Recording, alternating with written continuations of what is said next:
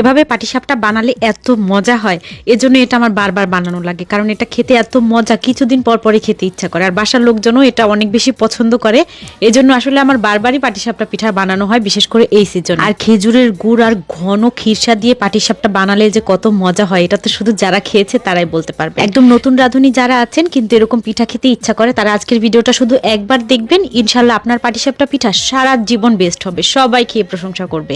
তো সম্পূর্ণ ভিডিওটা দেখার অনুরোধ রইল, ইনশাল্লাহ অনেক কাজে আসবে এবং ভালো লাগবে। ভিডিও ভালো লাগলে লাইক কমেন্ট শেয়ারের পাশাপাশি আমার পেজটা ফলো দিয়ে দিবেন। আজকে পিঠা বানানোর জন্য আমি এখানে 2 লিটার দুধ ঘন করে জাল করে নিচ্ছি। প্রথমে দুধটা জাল করে নিলে কাজটা অনেক কমে যায়, তো দুধটা ভালোভাবে জাল করে নিয়ে একটু ঘন হয়ে আসার পর আমি এর মধ্যে এলাচ দারচিনি দিয়ে দিলাম। দুধটা জাল হতে হতে এখানে আমি পিঠার ব্যাটারটা তৈরি করে নিচ্ছি।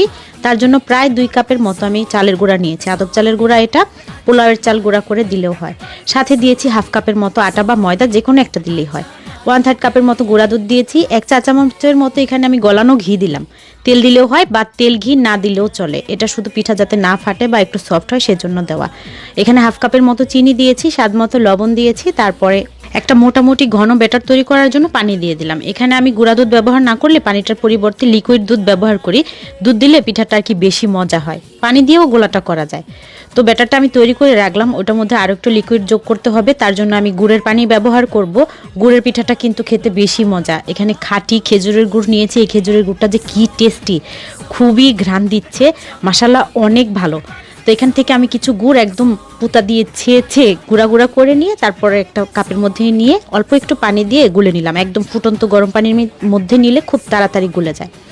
তো গুড় গুলে নিয়ে এখানে মিষ্টি বানানোর জন্য আমি তো অল্প একটু চিনি দিয়েছি, আর একটু মিষ্টি করার জন্য যতটুকু গুড় প্রয়োজন আমি গুড়ের পানিটা দিয়ে গোলাটাকে গুলিয়ে নিলাম। আর এর সাথে সামান্য একটু ফুড কালার দিয়েছি। গুড়ের পিঠা বানালে এমন করে একটু ফুড কালার দিলে কালারটা সুন্দর আসে, অরেঞ্জ ফুড কালারটা দিয়ে। ব্যাটারটা যেহেতু শুকনা চালের গুঁড়া দিয়ে বানিয়েছি, তাই এটাকে আমি 20 থেকে আধা ঘন্টার মতো একটু রেস্টে রেখে দেবো। তবে এর চেয়ে বেশি না, খুব বেশি সময় রাখলে কিন্তু পিঠা সুন্দর হয় না। তো গোলাটা বানিয়ে রেখে দুধ যখন একদম ঘন হয়ে গেছে, তখন এর মধ্যে আমি 2 টেবিল চামচের মতো পোলাওয়ের চাল একদম গুঁড়া করে তারপর একটু পানি দিয়ে গুলে দুধের মধ্যে দিয়ে দিলাম। তারপর দিচ্ছি 1 চা চামচের মতো ঘি। এই ঘি হচ্ছে অপশনাল, দিলে একটা ঘ্রাণ আসবে, টেস্টটা ভালো লাগবে খেতে।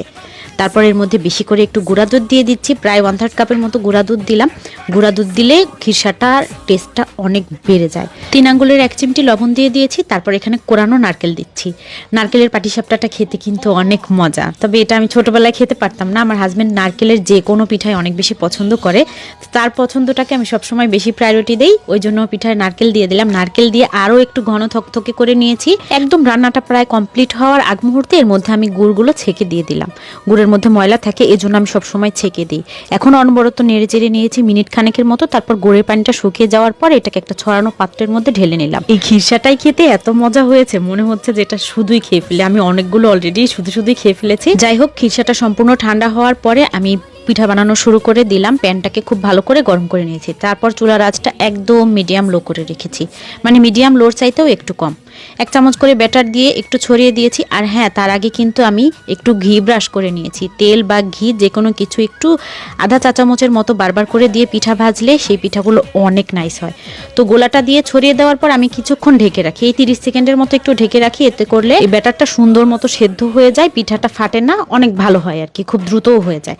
তারপর এর মধ্যে একটু পুর দিয়ে আমি ফোল্ড করে নিয়েছি। 2 পাশে ইচ্ছে করলে চাপ দিয়ে মুখ দুইটা বন্ধও করে দেওয়া যায়, তবে পিঠাগুলো ভাজে ভাজে রাখলে এটা অটোমেটিক্যালি এমনিই বন্ধ হয়ে যায়। আমি প্রতিবারই পিঠা তুলে নিয়ে প্যানটাকে আবারও আধা চা চামচের মতো তেল বা ঘি দিয়ে মেখে তারপরে ব্যাটার দিয়ে একইভাবে পিঠা বানাই। পিঠা অনেক সুন্দর হয়, একটা পিঠাও ফাটে না, নষ্ট হয় না, কোনো ধরনের কোনো সমস্যাই হয় না। এইভাবে পিঠা সারা দিন বানালে সবগুলা পিঠাই অনেক বেশি সুন্দর হবে। আর আমি যেহেতু শুকনা চালের গুঁড়া দিয়ে এটা করেছি, শুধু আতপ চালের গুঁড়া, তার জন্য কিন্তু আমি এখানে একটু আটা বা ময়দা ব্যবহার করেছি। আতপ চালের সাথে সিদ্ধ চাল দিয়ে একসাথে গুঁড়া করলে আর আটা ময়দা না দিলেও চলে। যাই হোক, আমার এভাবে বানাতে অনেক ভালো লাগে। সব সময় পিঠা আলহামদুলিল্লাহ পারফেক্ট হয়। আর দোকানে যে মসৃণ পিঠা পাওয়া যায়, অনেকে এটা পছন্দ করেন। এই পিঠা বানানোর জন্য বারবারে তেল দেওয়া লাগে না, এটা তেল ছাড়া প্যানে একদম কম আছে লো হিটে বারবারে ব্যাটার দিয়ে একইভাবে ভাজলেই পিঠাটা এরকম মসৃণ হয়। একটু বেশি তেল দেওয়ার কারণে আর চুলার আঁচটা একটু মিডিয়ামে রাখার কারণে কিন্তু পিঠাটা আমার ঝাঁঝরি হয়। আমি কিছু পিঠা গুড় দেওয়ার আগে ভেজেছিলাম, ওটা খাওয়া হয়ে গিয়েছে, জন্য আর দেখাতে পারি নাই। 2টা পিঠাই খেতে অনেক মজা, তবে গুড়ের পিঠা হচ্ছে বেস্ট। পারফেক্ট ভাবে উপরের পার্টটা আর ভিতরের খিরসাটা 2টা মিলে যে এত মজা হয়েছে। তো আজকে চলে যাচ্ছি। আসসালামু